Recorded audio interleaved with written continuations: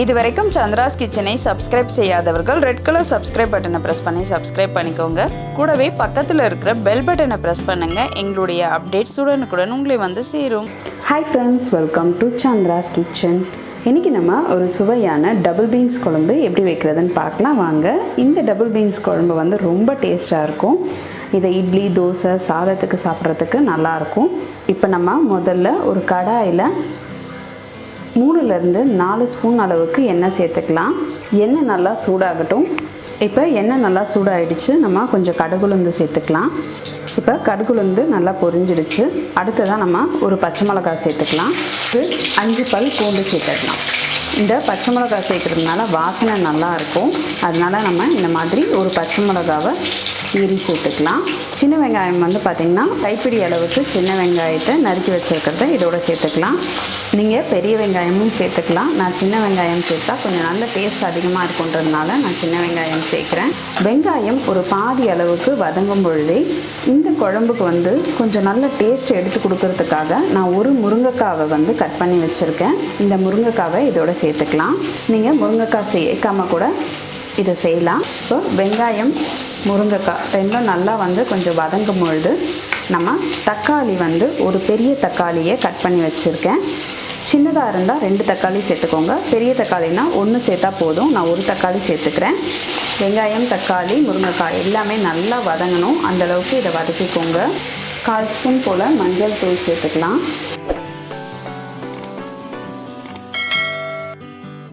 அடுத்துதான் நம்ம டபுள் பீன்ஸை ஏற்கனவே வேக வச்சு எடுத்து வச்சுருக்கோம். இந்த டபுள் பீன்ஸை இதோட சேர்த்துக்கலாம்.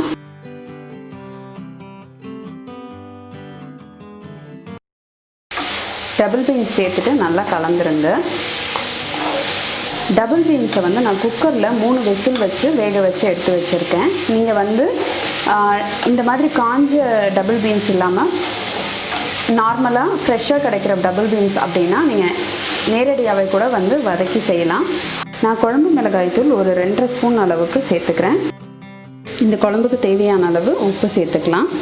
சேர்த்துட்டு நல்லா இதை கலந்துருங்க.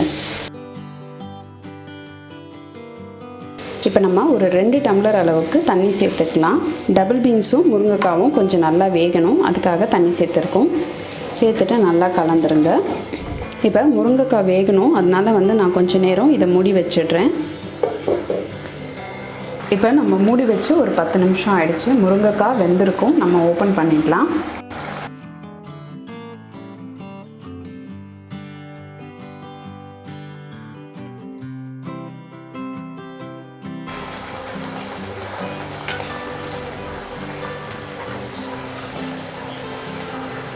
முருங்கைக்காய் வந்து பார்த்திங்கன்னா நல்லா வெந்துருச்சு.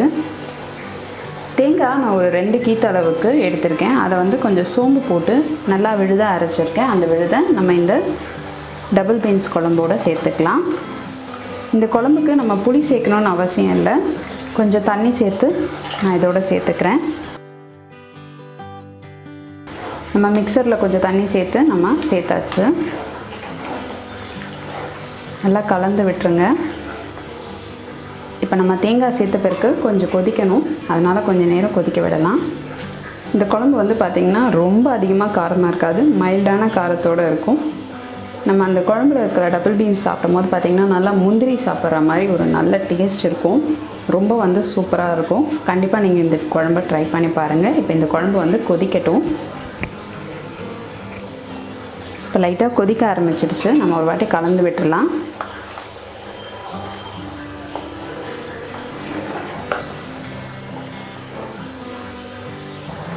இப்போ குழம்பு நல்லா கொதிக்க ஆரம்பிச்சிடுச்சு. நம்ம கொஞ்சம் கருவேப்பிலை சேர்த்துடலாம்.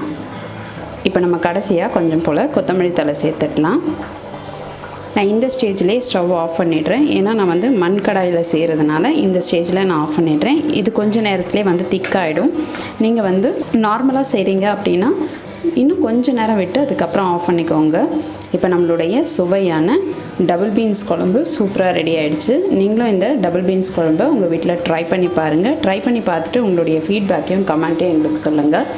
இதே மாதிரி இன்னும் நிறைய ரெசிபீஸ் உங்களுக்காக வந்துகிட்டே இருக்குது. இதுக்காக நீங்கள் செய்ய வேண்டியதெல்லாம் சந்திராஸ் கிச்சனுக்கு இது வரைக்கும் சப்ஸ்கிரைப் பண்ணலன்னா சப்ஸ்கிரைப் பண்ணிவிடுங்க. பக்கத்தில் இருக்கிற பெல் பட்டனை ப்ரெஸ் பண்ணுங்கள். அதில் ஆல் நோட்டிஃபிகேஷனை ஆன் பண்ணுங்கள்.